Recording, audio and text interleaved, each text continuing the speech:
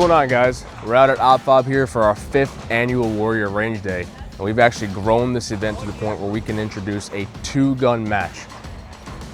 We have 6 stages across 4 of our bays here, and on one of our bays we have Daniel Defense doing a full demo with some sample guns. They brought out a lot of cool stuff.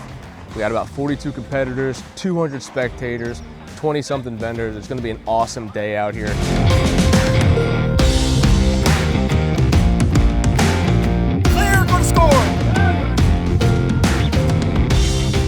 We've been shooting multi-gun together for about 3 years now, really just trying to show all the people with adaptive lifestyles that they can still get out and be competitive and do the things that they want to do. This is my first time here. He's been here before. It's a phenomenal facility.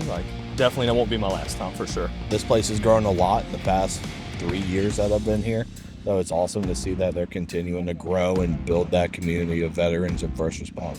Thanks for hosting Wheels in the Leg, man.